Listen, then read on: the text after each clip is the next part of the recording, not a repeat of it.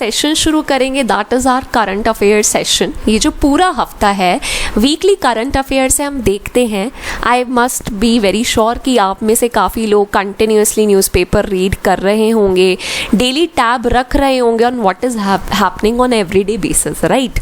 तो हम बात करते एक बार वीकली करंट अफेयर्स देखते हैं। यू जस्ट चेक कि आपको कितना आता है, मतलब कितना किया, कहीं थोड़ा कुछ मिस किया, थोड़ा और इम्प्रूवमेंट की ज़रूरत है या नहीं, and some extra information, relevant information which I want to convey। तो what you can do is that आप jot down कर लेना उन points को अपनी एक notebook में। मैं ऐसा करूँगी, PDF प्रोवाइड करवा दूँगी टेलीग्राम पे गाइस, टेलीग्राम का लिंक मिल जाएगा डिस्क्रिप्शन में, या सबसे बेटर तो बट यही रहता है कि आप खुद लिख के देखें। तो when you will write yourself, वो चीज़ आप ज़्यादा रिटेन कर पाएंगे गाइज इन कंपैरिजन टू आप बस एक चीज़ पढ़ लें। So it's better to make your own notes, it's better to jot down things yourself, ठीक है। ये PDF तो ठीक है, आपको एक बार थोड़ा बेटर हो जाएगा कि चलो PDF फटाफट देख लिया, but what is important is that you jot down the points, ठीक है, ताकि हमारी मेमोरी में ज़्यादा टाइम तक वो चीज़ रहे।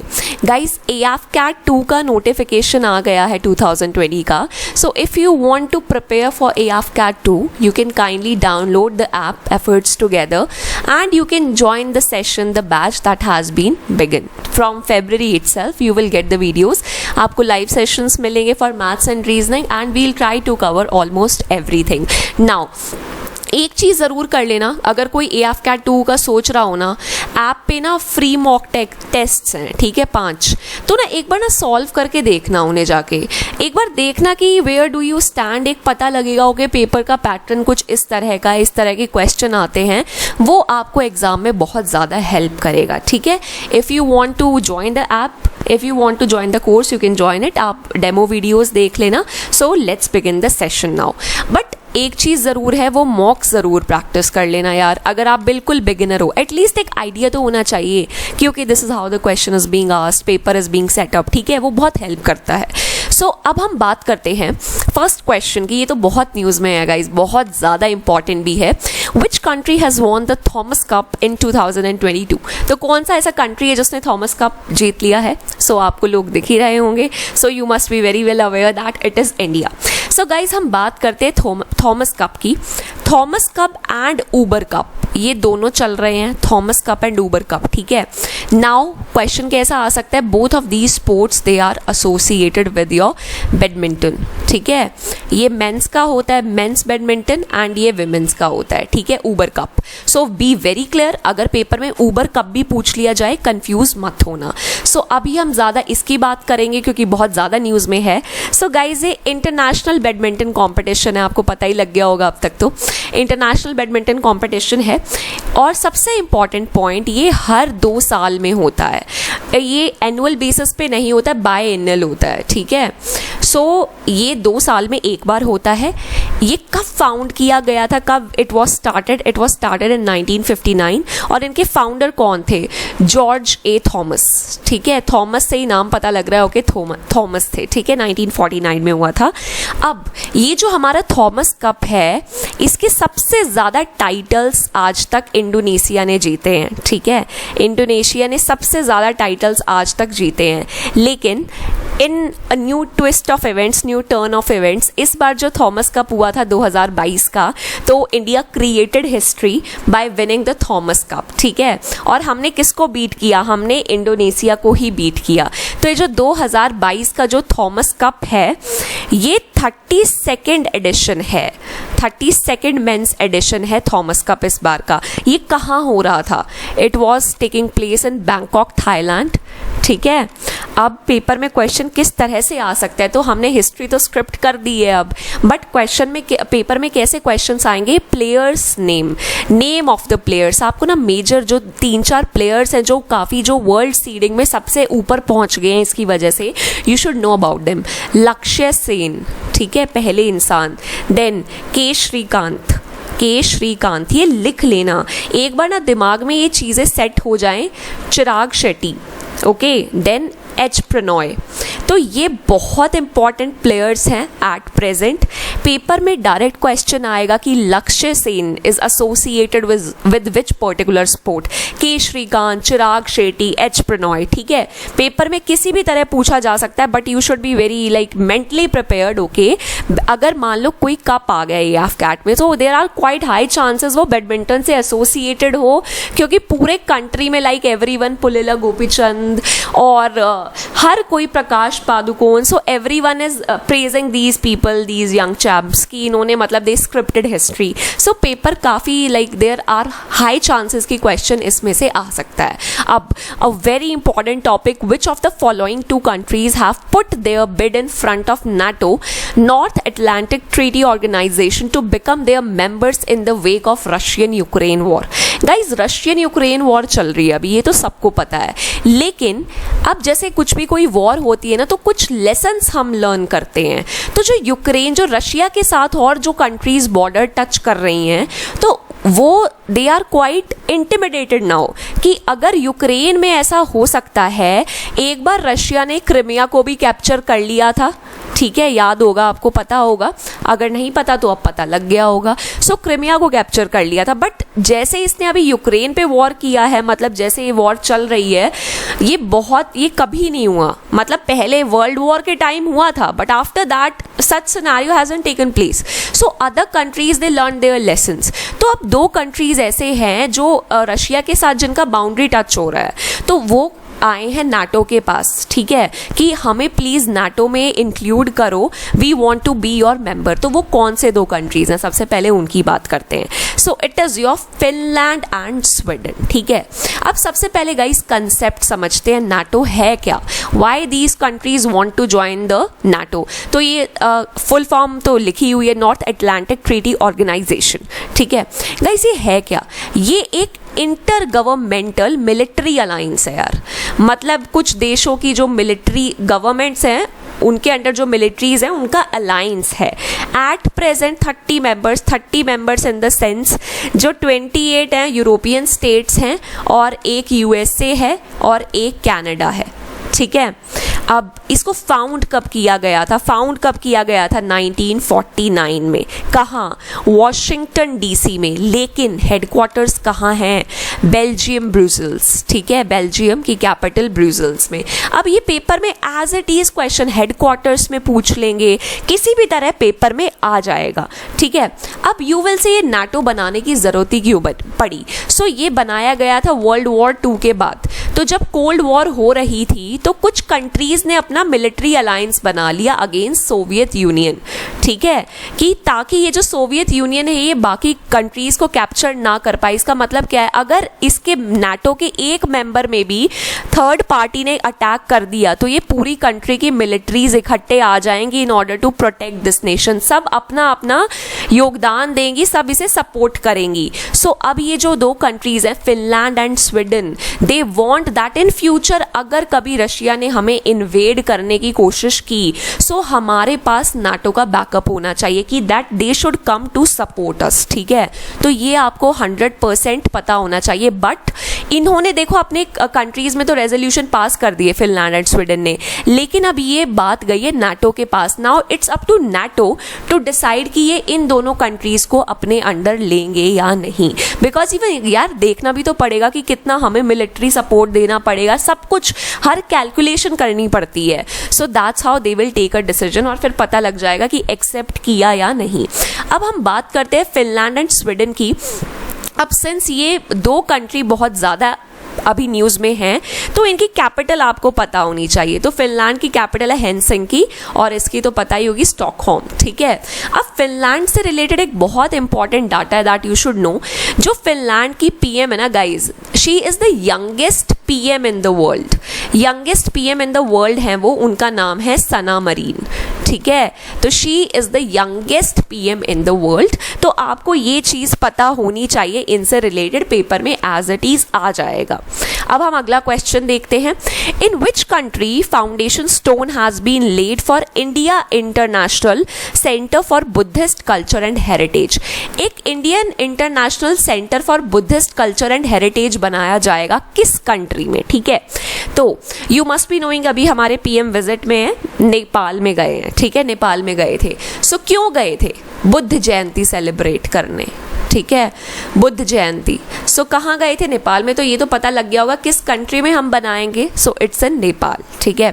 सबसे पहले हम पूरा बैकड्रॉप समझते हैं, बात करते हैं। So before moving to Buddha Jayanti and everything, एक बार हम बेसिक एक चीज़ नेपाल और इंडिया का देख लेते हैं।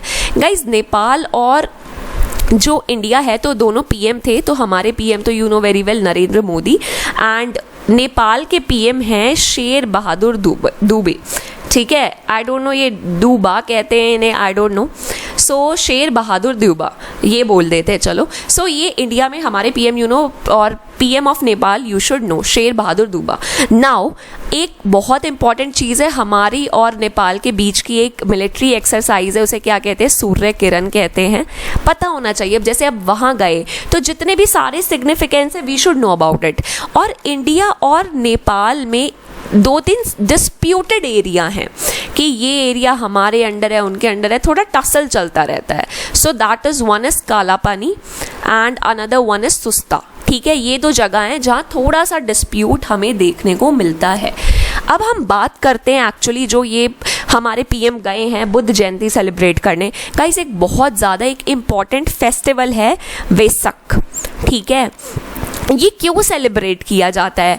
ये सेलिब्रेट, अभी मैं इसके बारे में चलो बाद में बताती हूँ, पहले मैं बता देती हूँ। सो अगर हम बात करें गौतम बुद्ध की, तो मोदी जी कहाँ गए हैं? गौतम बुद्ध की, तो उनका बर्थ प्लेस तो you must be knowing, it's in Lumbini Nepal, ठीक है। तो लुम्बिनी नेपाल में गए हैं। तो गौतम बुद्ध की लाइफ से एसोसिएटेड 4 बहुत इंपॉर्टेंट प्लेसेस हैं। One is Lumbini Nepal, birth place, चाहे एएफ कैट हो, सीडीएस हो, कोई भी पूछ लेगा। दूसरा कौन सा है गाइज? फिर उन्हें एनलाइटनमेंट मिली थी जब उनका नाम बुद्ध रखा गया। वैसे रियल नेम गौतम बुद्धा का क्या था? सिद्धार्थ था, लेकिन उसके बाद उन्हें एनलाइटनमेंट मिली। कहाँ मिली? बोध गया, बिहार में मिली, ठीक है। उसके बाद इन्हें कह दिया गया that he is Buddha, he is Tathagata, मतलब he is Buddha, he is the enlightened one, ठीक है। उसके बाद सारनाथ है वाराणसी में, यूपी में। तो यहाँ इन्होंने अपना फर्स्ट सर्मन दिया था, पहली बार इन्होंने अपना भाषण दिया था, एक तरह से अपना ज्ञान बांटा था। तो यहाँ इस जगह को, मतलब इस इवेंट को कहते हैं धर्म चक्र परिवर्तना, ठीक है। उसके बाद आखिरी इवेंट जो था खुशीनगर में था, यहाँ गौतम बुद्ध ने अपनी आखिरी सांस ली थी, ठीक है। तो ये 4 प्लेसेस हैं, दे आर वेरी इंपॉर्टेंट। अब आपको पता होगा खुशीनगर में अभी एक एयरपोर्ट भी बना है बिल्कुल रिसेंटली, ठीक है। तो ये 4 इवेंट्स इनकी लाइफ से आपको पता होने चाहिए। अब मैं आपसे बात कर रही थी, एक फेस्टिवल है वेसक, ठीक है। नेपाल में गाइज बुद्धिस्ट हैं, बहुत ज़्यादा बुद्धिज़्म बहुत है नेपाल में। So they celebrate this festival, ये to commemorate the birth, the enlightenment and the ultimate, जो आखिरी सांस उन्होंने ली थी उसको सेलिब्रेट करने के लिए सारे बुद्धिस्ट इकट्ठे होते हैं।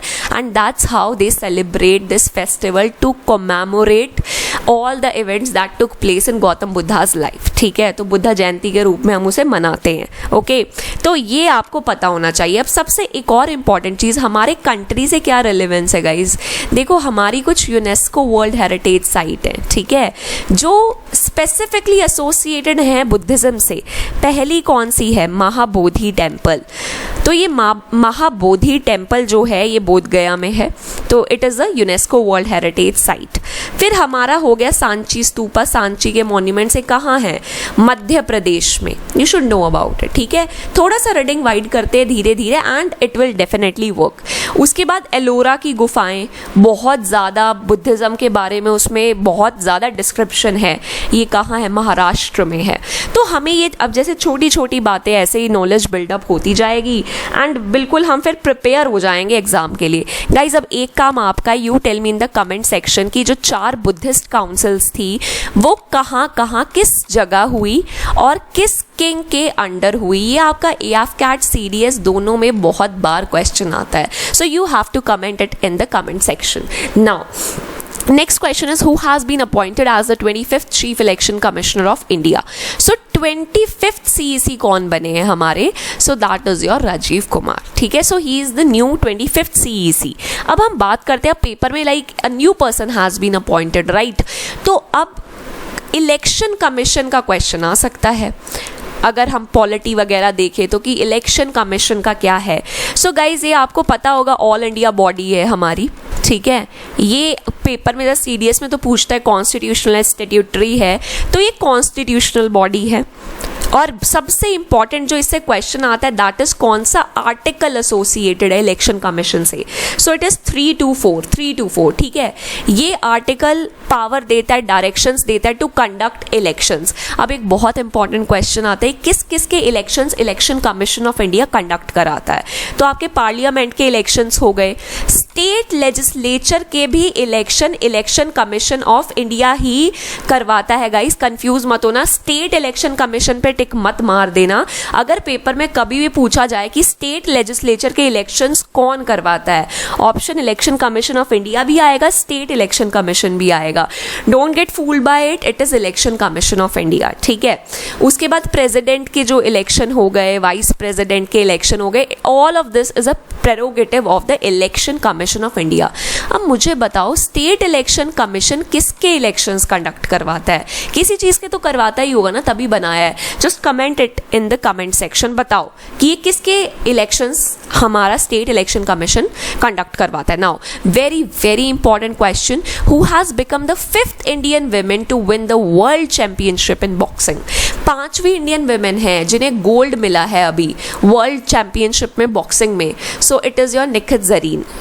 आप अगर टैब रख रहे होगे तो बहुत ज़्यादा न्यूज़ में पेपर में क्वेश्चन कैसा आ सकता है कि निखत जरीन ये किस जो हमारा स्पोर्ट है उससे एसोसिएटेड है, या डायरेक्ट आ जाएगा कि गोल्ड मेडल किसने लिया है वर्ल्ड बॉक्सिंग चैंपियनशिप में। अब गाइस ये जो चैंपियनशिप हुई थी ये कहाँ हुई थी? इस्तांबुल में। इस्तांबुल कहाँ है? टर्की में। टर्की की कैपिटल क्या है ज़रा कमेंट सेक्शन में बताना। अब टर्की की कैपिटल इंपॉर्टेंट हो जाती है, ठीक है। ये किस कैटेगरी में थी ये भी बहुत इंपॉर्टेंट है। तो ये फ्लाईवेट डिवीजन में थी, फ्लाईवेट डिवीजन 52 kg कैटेगरी में फाइट किया निखत जरीन ने। अब इनसे पहले 4 लेडीज इंडियन और ऐसी थी जिन्होंने बॉक्सिंग चैंपियनशिप में गोल्ड मेडल लिया था हमारा। सो MC मैरी कॉम, ठीक है, पहली तो वो थी। देन अब ये जो जितने भी नाम है ये already they our previous winner of the boxing championship, ठीक है। सरिता देवी, देन ये सारे वही नाम है in chronology, Jenny RL and Lek KC, ठीक है। और अब कौन है? निखत जरीन। तो दैट इज द आंसर। तो ये पेपर में बहुत ज़्यादा पूछा जा सकता है क्वेश्चन, तो ये चीज़ दिमाग में रखना, ठीक है। अगला क्वेश्चन देखो, recent amendment in national policy on biofuels 2018 has targeted to achieve 20% ethanol blending by which year? Guys देखो, हम फ्यूल्स की बात करते हैं, फ्यूल हम बहुत कंज्यूम करते हैं गाड़ियों में, इंडस्ट्रीज में, हर जगह। And you know very well कि इसकी वजह से हमें बहुत ज़्यादा चीज़ें इंपोर्ट, क्रूड ऑयल बहुत इंपोर्ट करना पड़ता है, बहुत हमारी फॉरेन डिपेंडेंसी है, हम बहुत ज़्यादा डिपेंडेंट हैं बाहर की कंट्रीज़ पे टू इम्पोर्ट क्रूड ऑयल। तो और ऑब्वियसली ग्रीन हाउस तो इफेक्ट हो ही रहा है कि मतलब कार्बन एमिशंस बहुत होते हैं पेट्रोल डीजल से। तो हमने एक पॉलिसी बनाई, national policy on biofuels. Name itself suggest, fuel तो मतलब फ्यूल जो एनर्जी प्रोवाइड करवाता है, बायो मीन्स लाइफ, जो मतलब हम अपने कुछ बायोटिक प्रोडक्ट्स, कुछ प्रोडक्ट्स, नेचुरल प्रोडक्ट्स यूज़ करके अगर हम फ्यूल बना लें and which is useful for the nature as well, तो बायोफ्यूल हो गया। बायो से मतलब आप अभी और समझ जाएंगे इसको, what am I trying to say. देखो, सो बायोफ्यूल, अब तो ऐसा फ्यूल जो आपको हेल्प, ये हर जगह से आपको हेल्प करेगा हर तरह से।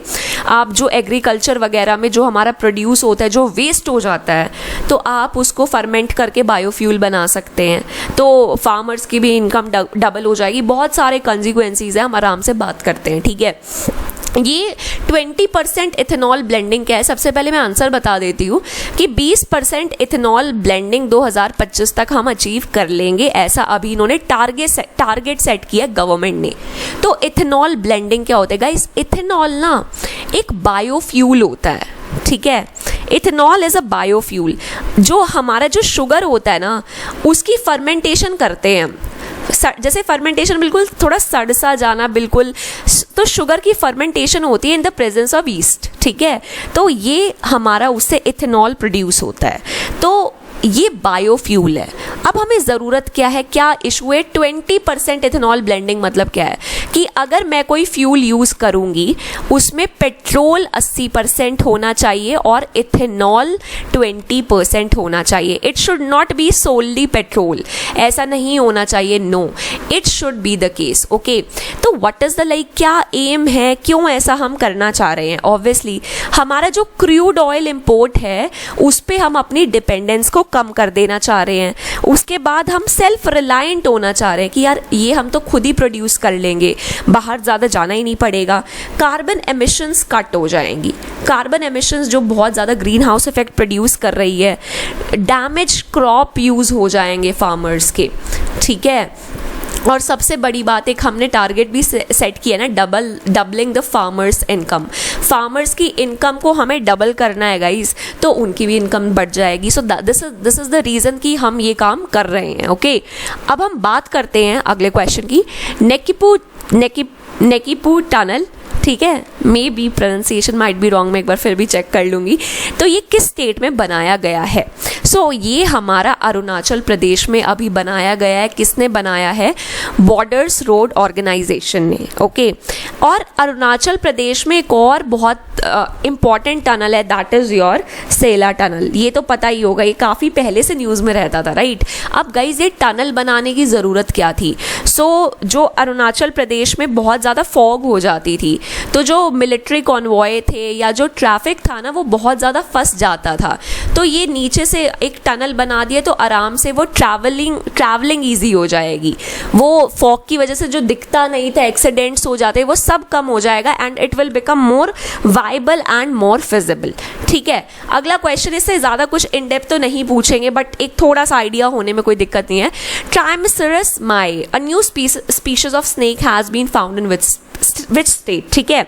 तो ये किस स्टेट में मिला है अभी हमारा ट्राइमेसरस माई, ओके। तो अगर हम बात करते हैं, जैसे ये इस तरह के क्वेश्चंस जब भी आते हैं, तो they will not go much into much depth guys. यहाँ ये ऑप्शन होना चाहिए मेघालय, एक option, I am sorry, one option should be Meghalaya because Meghalaya is the answer. So ये जो हमारा स्पीशीज़ है, ये मेघालय में मिली है अभी। बट लाइक अगर काफ़ी इन डेप्थ पूछना चाहेंगे, वैसे पूछेंगे नहीं इस टॉपिक से, देर आर चांसेस पूछ लें, नहीं पूछ लें, ठीक है। अगला हम बात करते हैं, this is a very important question once again. 2 frontline warships have been launched by Defense Minister Rajnath Singh at Mazagon Dock Shipbuilders Facility, Mumbai. Mazagon तो आपको पता ही होगा इस मुंबई में है। One made under Project 15B and other under Project 17A respectively. तो हमारी 2 frontline warships अभी इंडियन नेवी ने लॉन्च की हैं। क्या क्या नाम है उनका? सूरत एंड उदयगिरी। तो 2 हमारी वॉरशिप्स अभी लॉन्च हुई हैं, Surat and Udaygiri. You should know about it, okay. ये थोड़ा सा देख लेना एक बार। तो ये क्या है? गाइडेड मिसाइल डिस्ट्रॉयर है, गाइडेड मिसाइल डिस्ट्रॉयर है। गाइडेड मिसाइल्स का यूज़ कर सकती है सूरत। ये मतलब जो हमारा प्रोजेक्ट 15 भी है ना, इसके तहत हमें गाइडेड मिसाइल्स डिस्ट्रॉयर शिप्स बनानी थी, ठीक है। तो ये है सूरत 15B के अंडर, और ये उदयगिरी क्या है? 17A प्रोजेक्ट के अंडर है। इसमें हमने क्या किया है? इसमें हमने स्टेल्थ फीचर्स लिखे हैं, ठीक है। स्टेल्थ फीचर्स हैं इसमें बहुत ज़्यादा तगड़े एडवांस वेपन हैं एंड इनमें बहुत तगड़े सेंसर्स हैं गाइस। तो ये प्रोजेक्ट 17A के अंडर बन रहा है उदयगिरी एंड 15B के अंडर बना है सूरत। ये नाम है फ्रंटलाइन वॉरशिप्स का, ठीक है। अगला क्वेश्चन देखते हैं। Which of the following groupings has acquired Ambuja Cements Limited and its subsidiary ACC in the country? तो कौन सी ग्रुपिंग है जिसने अंबुजा सीमेंट को अक्वायर कर लिया है? So that is your Adani grouping, ठीक है। और सबसे बड़ा जो सीमेंट की कंपनी, एक तरह से सीमेंट का जो पूरा इंडिया में सबसे बड़ा जो है ग्रुप का company, that is UltraTech. UltraTech की एड भी बहुत आती है, अल्ट्राटेक सीमेंट। अब सेकेंड नंबर पे ये लोग आ जाएंगे, अब सेकेंड नंबर पे ये सबसे बड़ी ग्रुपिंग बन जाएगी after acquiring of Ambuja cements and its subsidiary ACC, ठीक है। So these are the questions that we have done. एक बार गो थ्रू करना डेली बेसिस पे गाइज, डेली बेसिस पे don't forget to read the newspaper, make it a habit कि आप newspaper पढ़ें, बिकॉज इंग्लिश भी इम्प्रूव हो जाती है, थोड़ा जर्नल अवेयरनेस भी इम्प्रूव हो जाती है। Like you can kill two birds with a single stone, right. तो जर्नल अवेयरनेस अपने आप इम्प्रूव हो जाती है। तो डेली बेसिस पे just make it a habit कि आप न्यूज़पेपर पढ़ लें। स्मॉल एफर्ट्स है, CDS में बहुत हेल्प होता है इंग्लिश पेपर में, AF-CAT में भी अब तो 30 क्वेश्चन आए थे इंग्लिश के। So in both the exams it will benefit you a lot guys, ठीक है। करो, बढ़िया से तैयारी करो, नोटिफिकेशन भी आ गया CDS का, तो अब एप्लीकेशन भी निकल गई है, फॉर्म फिलिंग शुरू हो गया है। सो फोकस करो बहुत ज़्यादा पढ़ाई पे, डेली बेसिस पे एफर्ट्स करो and you will definitely obtain a positive result अगर आप डेली बेसिस पे ईमानदारी से पढ़ेंगे। Meet you in the next session guys, तब तक मेहनत करो और पढ़ते रहो। Thank you.